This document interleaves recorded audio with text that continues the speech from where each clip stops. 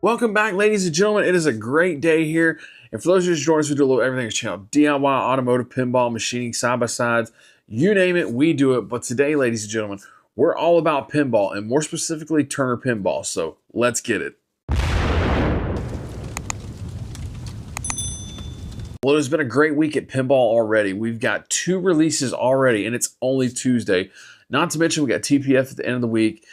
We had the Multimorphic release of their Portal, and more specifically, the new Turner Pinball game that just got released, Merlin's Arcade, because there's a lot to really go over and some things I want to discuss. Now, first and foremost, I've got to apologize to Turner Pinball, because I don't know if I ever said it on a video or anything, but I will say, I know personally, I felt when initially they came out, finding out that they had bought, a lot of stuff from Deeproot, and they came out with Ninja Eclipse, the prototype, I was very skeptical.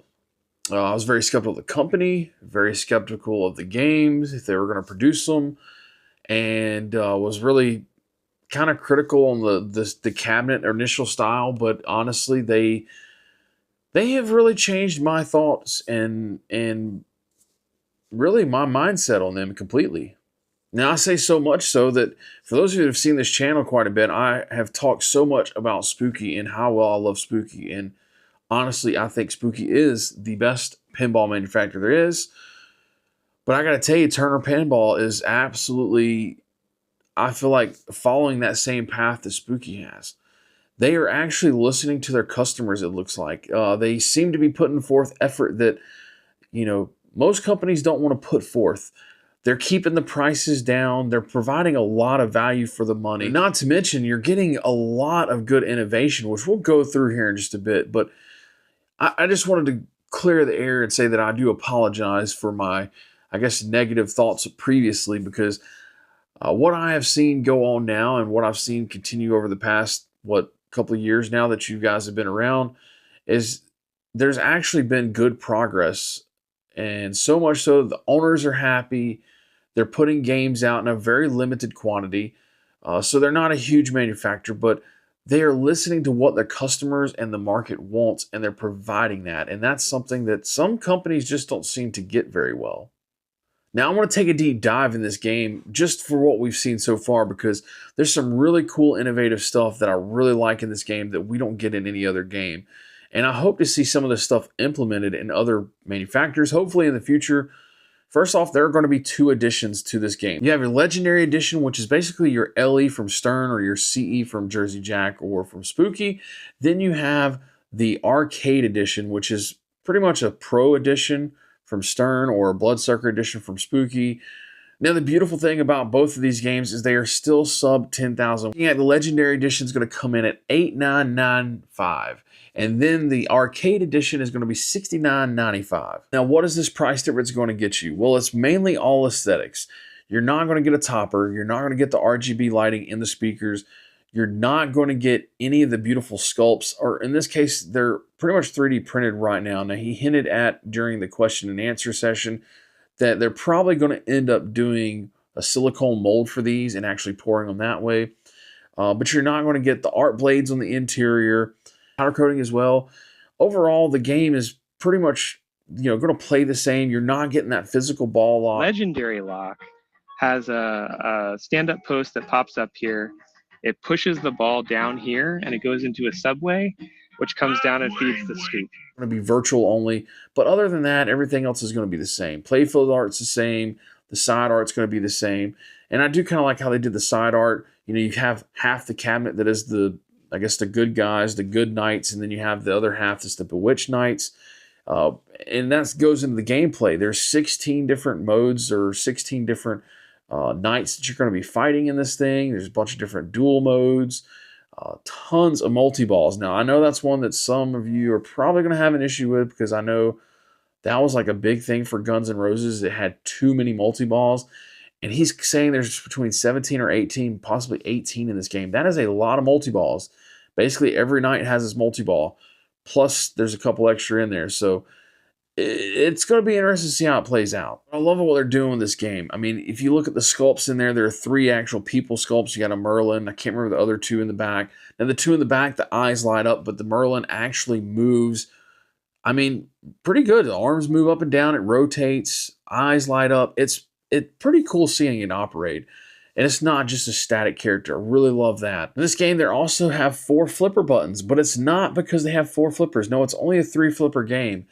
What it is there are your 2 main staging or your 2 main game flipper buttons. Typical, just like you have on any other pinball machine. But then they have a finesse flipper button on each one, which I didn't even know what the heck that was until watching the video and going back.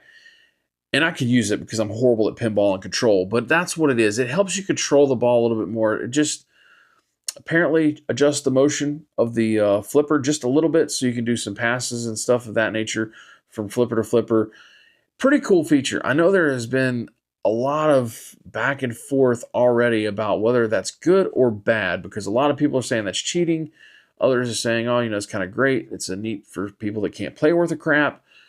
But there's been concern too for operators. But the thing is that can all be disabled. But then I really want to talk about the things that I feel are very somewhat innovative and things that they're doing that I really, really like, because they have mentioned some things on this and I've seen some things on this that I'm really, really hoping other people pick up on.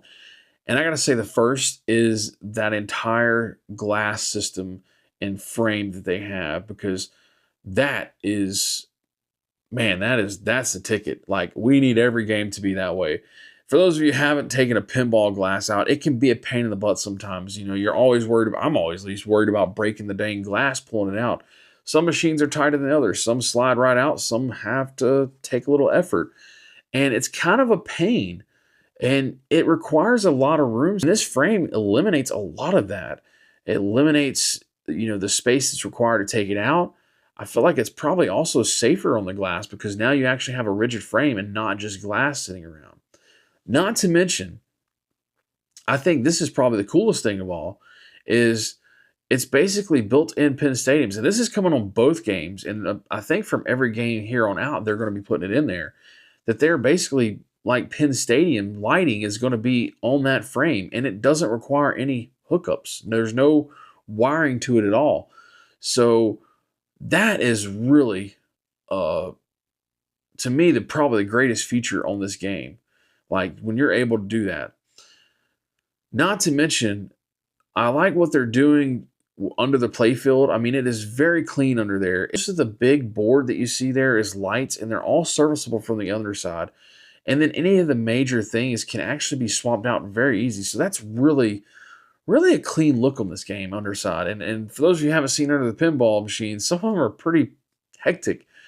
And I really like that about this. And the other cool feature I like is the pin access. Now, that is going to be something, implemented a little bit later on, but they're going to have, online high scores, kind of somewhat similar to what you have with Stern, but they're going to have some other features in there that are going to allow you to do maintenance and stuff from your phone. So I'll assume you'll be able to log in and actually probably do audits and see if something's going on. I would assume that's going to be all in there. That's what I've gathered from it. Now I got to give it to Turner because they have really seem to do a very good job on this game. It is a original theme, which everybody says they want. Now, I'm curious how well this game is actually going to sell.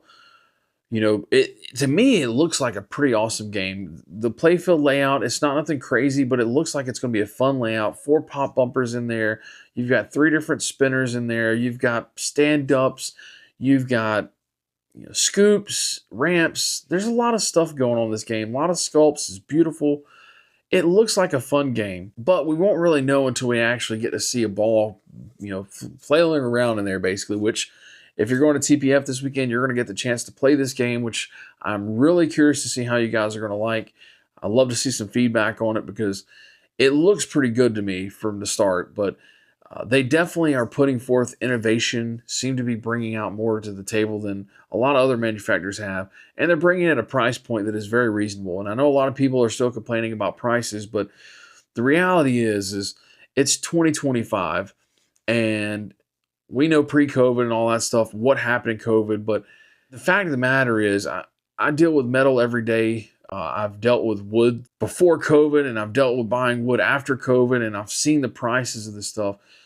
And these guys still got to make a living to be able to feed families. And I don't think $9,000 and $10,000 is unreasonable. I mean, we want to say that people want to get back to the $7,000 range on these LEs and $8,000 range, and I just don't see it. You could say they're making a ton of money at it, but I'm almost willing to bet you they're not making as much as you think there are, because there's a lot that goes into these games, and I really I feel like they're great priced. I mean, it's while it may be out of the price reach for a lot of people. I mean, I'm not saying I got the money to go buy it right now, but I don't feel like it's a stretch for what you're getting for the money.